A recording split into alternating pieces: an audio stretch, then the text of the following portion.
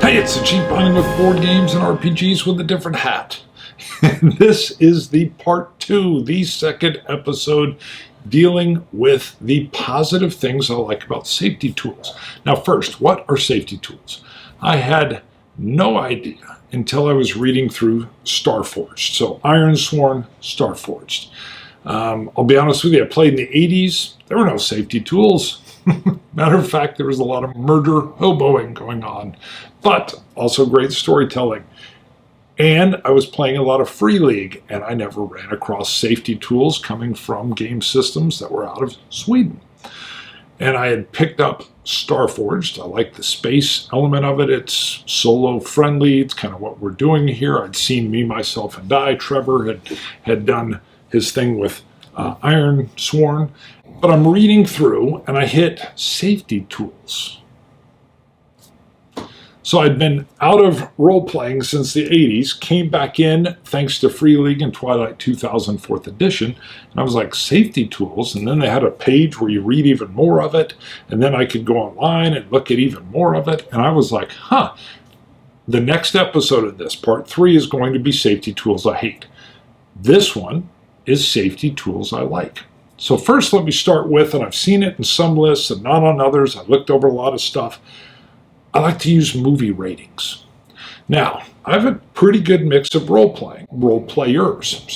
I'll have younger folks, my son, 16, is playing, and I've got older folks that are like myself in their 50s, and I've got middle folks that are in their 20s and 30s, and male and female.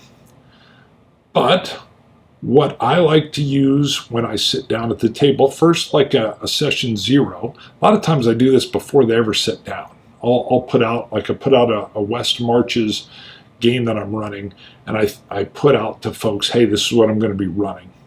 And one thing though I will add in, because I'll say it's going to be an adventure game, it's going to be exploration, but I add in at the very first session, as we are getting ready to play and characters are out, that the movie rating is usually, and it was in this West Marches, PG-13. Everybody understands the movie system.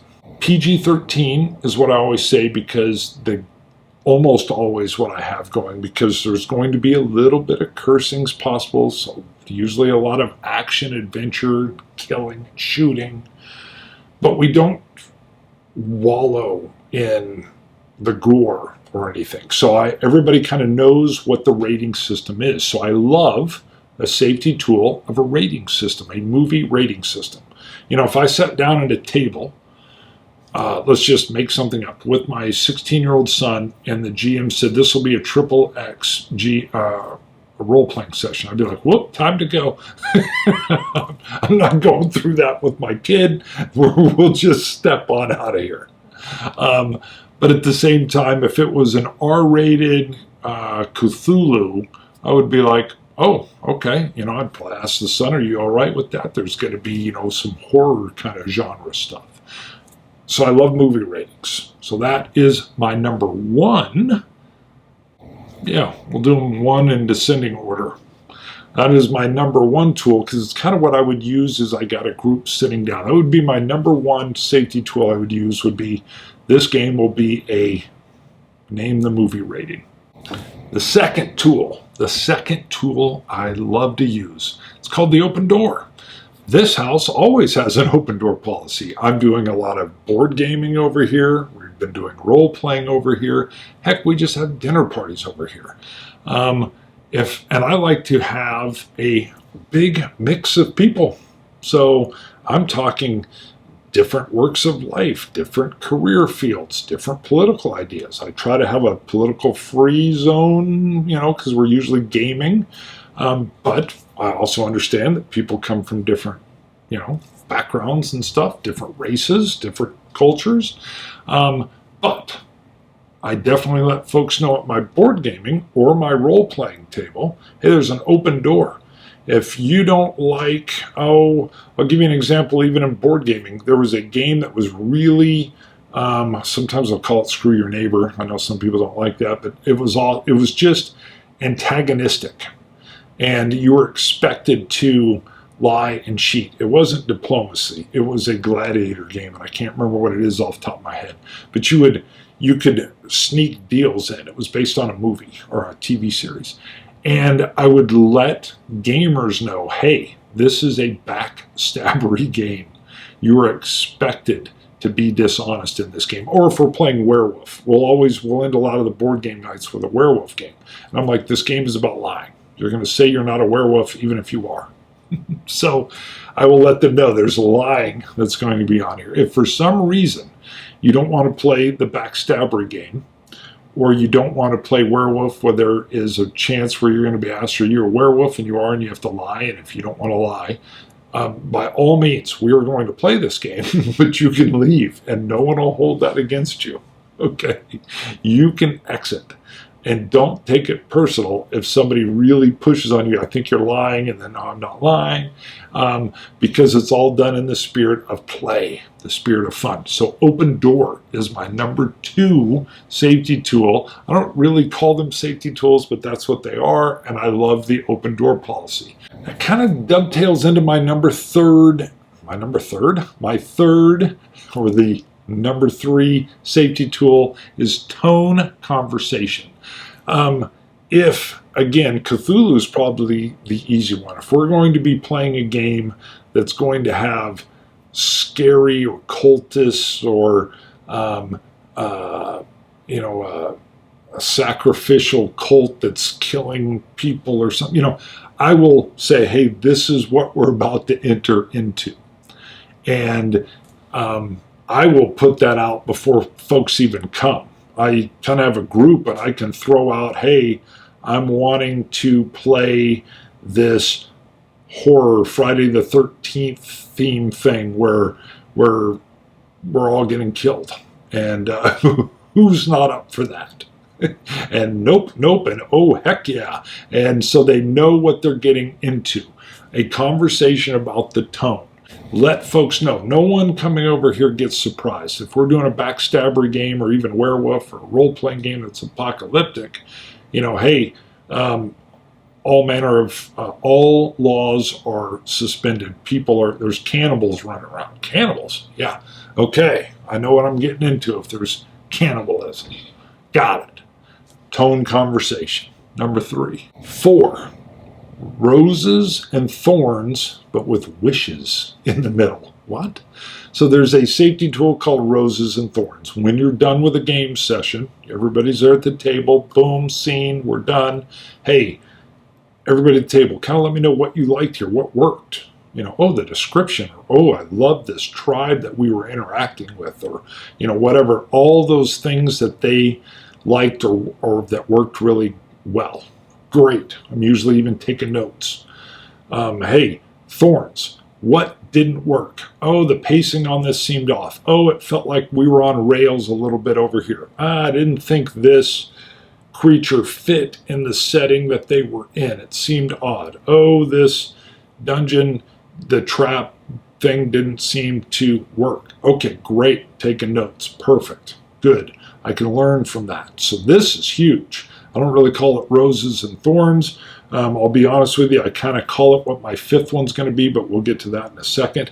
And then I said wishes in there, because there's something like wishes and stars or something. I like Rose and Thorns with wishes. Wishes is when we're done with the roses and the thorns, the likes and the dislikes.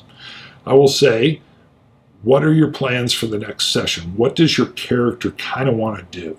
Because if somebody says, I really want to go explore those mountains over there, got it. Okay, I need to flesh out some stuff with the mountain tribes. Or I had a guy that was working with this like Mongolian type tribe where they have these golden eagles, and he's like, I want an eagle. And I was able to tell him, oh, you don't just get an eagle. You'd have to become a member of the tribe. And he's like, ooh, I want to be a member of the tribe. And then we had a little discussion on what that would take. So those are the wishes. But I want to know what they want, and then I kind of want to facilitate that, but with obstacles, things they'd have to challenge and do. And it's a lot of fun. But you gotta kind of take the pulse. You gotta find out, what are you looking for? What did you like? What did you hate? Got it? What do you want to do next time? And it allows me to prep. Roses, thorns, and wishes. That's number 4. Number 5, which is very, very similar. It could almost be the same, but it's called the debrief. Now, the debrief and the safety tool kind of goes into what we'll do a debrief on the police department. This is not what I do. So what it talks about is like letting people explain emotionally what was stressful for them. That's not stuff I run into in the game, quite honestly. I've run into that on police calls. Oh, I had to go on a baby death. Oh boy. Yeah, let's go debrief. And work through some of those. Gaming stuff, it's more the roses, thorns, and wishes rather than me debriefing somebody on a player character death or something. I mean, I'd never quite get into what I consider as a debrief, but I do debrief because I don't usually tell the players roses and thorns. I kind of walk them through what, I might just say what worked or what felt off, or give me your honest feedback on pacing.